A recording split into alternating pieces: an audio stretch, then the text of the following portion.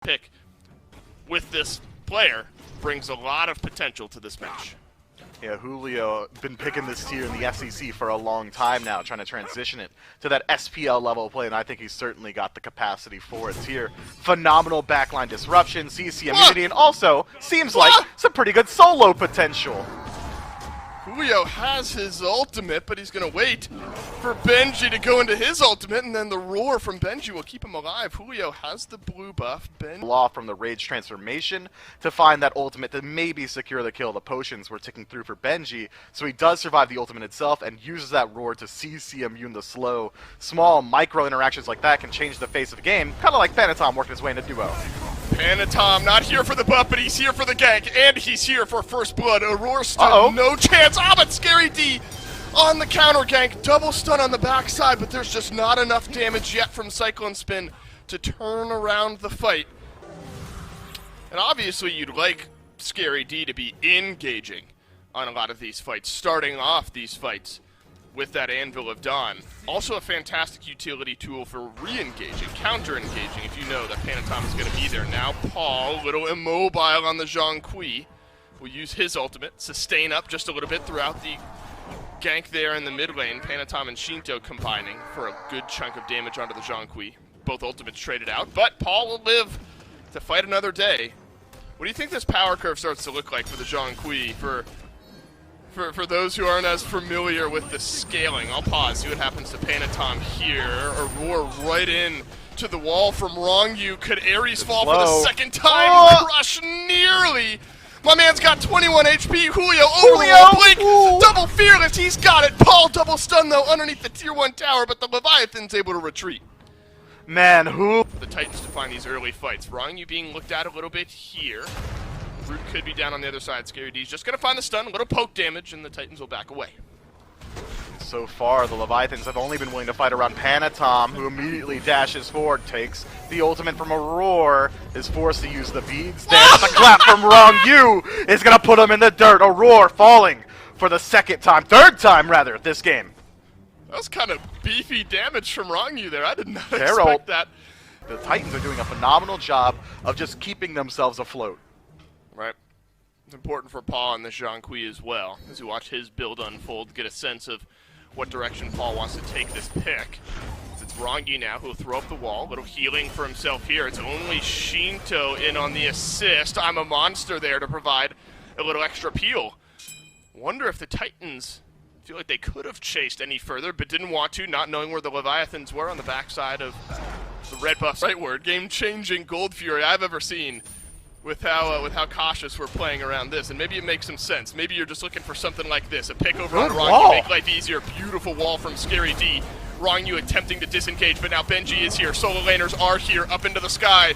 Goes Scary D. Benji, the first casualty, and Aurora will finally charge up the ultimate, but he's only pulled back in one, and it's Julio. That's not who you want in the backline, but Scary D, he'll get it done himself. A double stun on the backside. Leviathans, they pick out Benji, but they lose Panatom in the meantime. Paul decides to go for the solo ultimate onto Julio, does drop him down to half health, but drops down to half in exchange himself, losing out on his beads as well. Tartarus Titans now fully on the retreat, but Aurora left high and dry, fearless into the wall. Oh, and there are the Vines. There are the Vines coming out to play a little bit. Shinto's the one who picks up the kill. Hold on. And look at Julio. He doesn't want to finish off the other kill. He wants more on the backside. Oh, he's going to do it to him.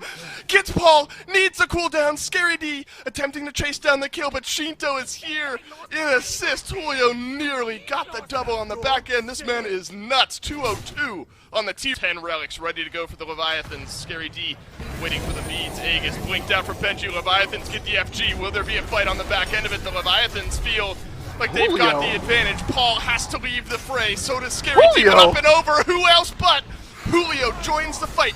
But out he goes. Leviathans looking for the opening pick. Paul survives, but a spear from Yarkor gets it done. Cyclone Spin, he's been free casting mid. Yarkor? Pull back one. Jumps in on his own, does not care. Double kill for the new ADC. Now Cyclone Spin isolated, falls down to Shinto. Leviathans are running away with the pace of this game. Only trading out Panatom. They gotta feel good about it. Fire Giant on 4, tier 2 tower falling, and 40 seconds left on Paul. They could look at a Phoenix here. Gets closed. Fire Giant started up the moment it spawns by the Leviathans. Benji's going to be sent around the right here. Aurora poking forward, but look how fast this objective is dying. If the Titans want to go, they need to go now, and they have not gone in time. Instead, Shinto confirms the objective. Aurora down to 10% HP, eats the Desert Fury, but Scary D, he's found the backline. Nice. He's found Shinto, he's found the opening kill. But is it enough? Aurora low as well, and Yarkor has cleaned up the Thor on the backline. And look at the backliners, though, for the Leviathan. Still alive, still full HP. Yarkor positioning himself properly to stay in it, but Paul, he stormed the gates. He's gotten the kill. It's wrong, you trading back one on two Aurora. Julio's health bar is melting down as well, and it's Cyclone Spin with the HP. And Cyclone Spin keeps moving forward. Root from Benji is good, but Julio still had the ultimate available to him. Should be able to disengage out of that one. A staggered engage from the Titans might pan out, but Cyclone Spin doesn't catch the memo. The rest of his team disengages. Whoa, Cyclone Spin wants the kill. That's 60 seconds without your ADC, Dave. 30 seconds of support, and 20 on your jungler. The Leviathans are now moving forward. If Cyclone Spin doesn't lose his life there and instead just goes back... They're trying to play Separator. Scary D, he's back and respawned as well. Is there enough damage from Panatom? Not just yet. Tough. Scary D dunks down, wall goes up, but that just separates. Scary D 8. A little bit more damage than he bargained for on the defense, but now it's the re-engage from Julio. Wrong you. The cavalry is in. Paul decimated by the onslaught from the Leviathans. Benji retreating with half of his health bar, and it is whittling away. Could this be the end of the game? Could the Titans have defended somewhere where they shouldn't have? All three Phoenixes are down. The Titan, thanks to the minions, is already at half HP. The Leviathans, Mifflin, just need to walk in. They just need to auto-attack. It's a big three-man pull from Aurora. Is it enough? The respawns from the Titans are in.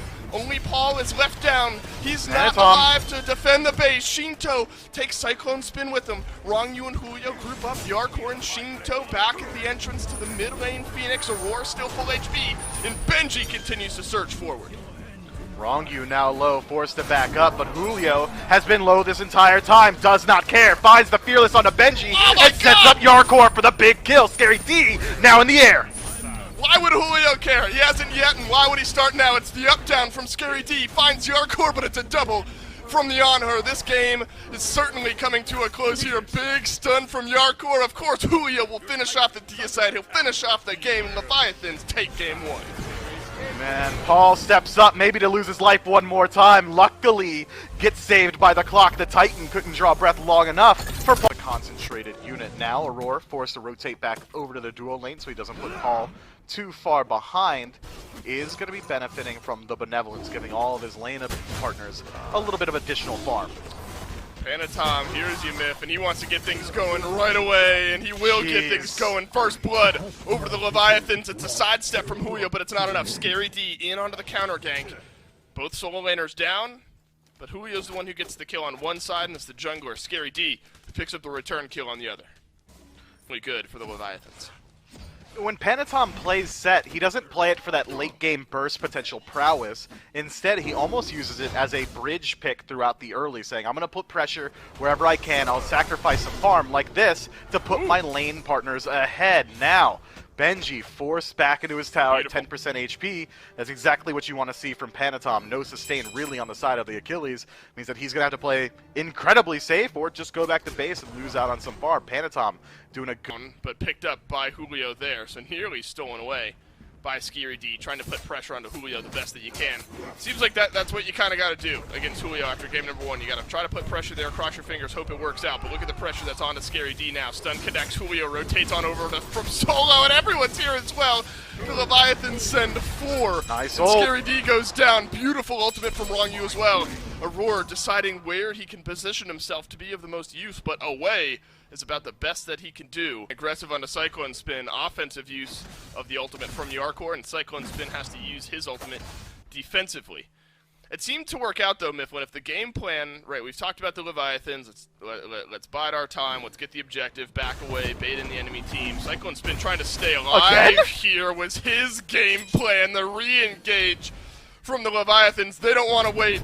They want to engage, and they want to do it now. Scary D will get the stun onto Yarkor, but Yarkor has the beats. It's a stun return from Rongyu onto Aurora, but Aurora shakes it off, driving strikes right on through Yarkor. Both hunters down. Panatom and Rongyu just decide not to help out their homie there. Yarkor gets his kill, and it feels like the Hercules has had to play reactionary to a lot of the early pressure here. Tartarus Titans might realize that Rongyu is a bit caught out here. Scary D will whittle down that health bar. Rongyu slowed, Aurora continuing to chase. There's an Excavate on the other side. Should this chase continue? And the Excavate is there, but a stun back from Yarkor will keep Scary D out of the fray. Cyclone Spin maybe looking for a big play here. Will Aurora get the kill? Do you want a tower dive here? I'm not so sure. No, I think you are betting on this game going at least 30 minutes with the way that the teams can delay things out here if the game is not swinging in their way one way or the other. A bit of a pivot for Paul. Goes Spear of Desolation first overall on the Zhang Kui this time. Divine Ruin was first overall in game number 1, so maybe not needing it as much. Rongyu, Stygian Torment, no good. Scary D picks up the early pick. Gold Fury spawned. Is a big fight for the Tartarus Titans. If you can get one more, you feel confident around this objective. Shinto with the Taiko drums, fearing and taunting in a couple members of the Tartarus Titans. Yarkor all alone on the backline, uses his beats, he'll stay alive, but Scary D leaping on in. Panatom has found the kill though onto Paul on the backside. Will the set escape? For the time being, yes. Scary D chases down onto one and Shinto will end up going down. Big trades back and forth on either side. Believe it was a 2-for-1 for the Titans.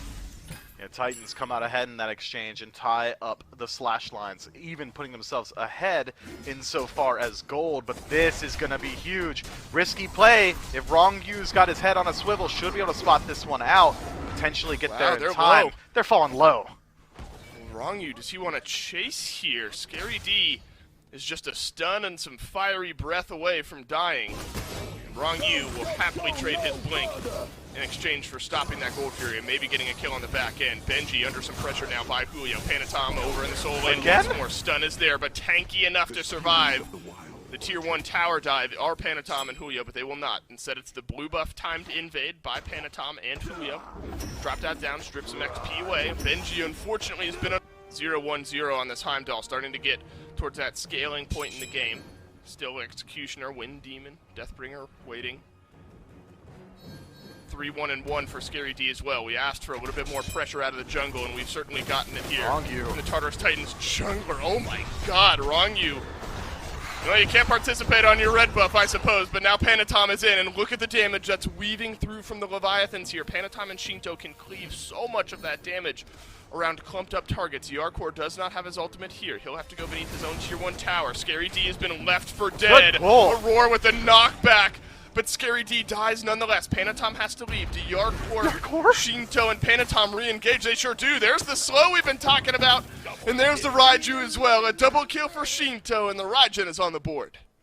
Man, the Leviathans, it's crazy how much trust they put in each other as a team. Even when they fall low, they... That end up making it like a 2-for-1 trade.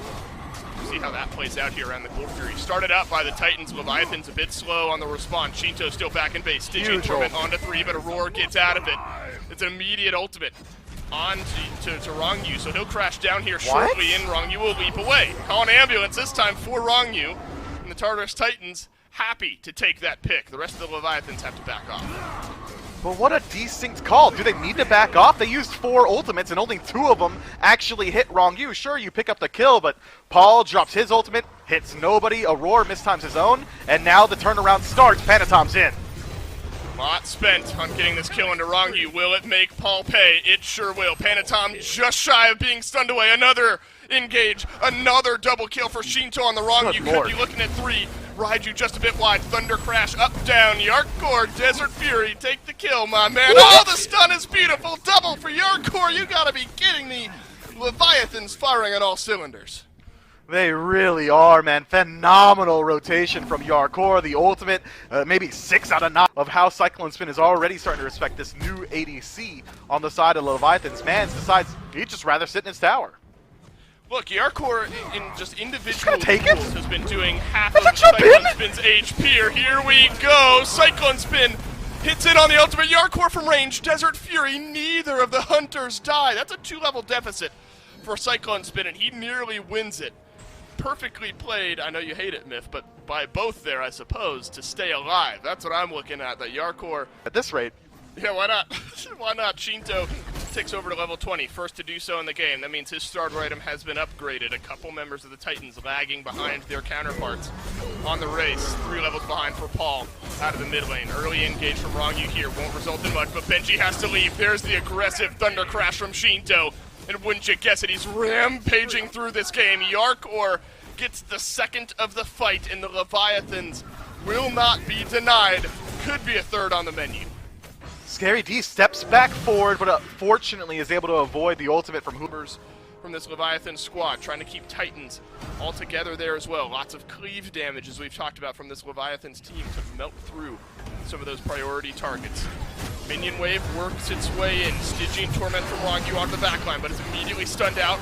And Paul will survive and push back the initial onslaught. But look at Panatom. The health bars are missing. The Leviathans have found their opening. It's a double kill from Julio. Panatom has gotten one as well onto Benji into the fountain, and Aurora will take the consolation prize, but it's Aurora, it's Scary D against 4 members of the Leviathans. Yeah, 4 healthy members of the Leviathans. Scary D, no ultimate available, dropped down to 50%, goes back to the fountain, but exposes his Titan. That's gotta be it here, Mifflin. You gotta think it is the Leviathans feeling healthy enough, damaging enough to turn their eyes towards the Titan. Scary D will be the final one to go down in this game unless Aurora makes the next, but the Titan will fall, the final casualty. The Leviathans take this 1 and 2. Did you see that, Dave? Yarkor ignores the Titan, and his team enables that behavior.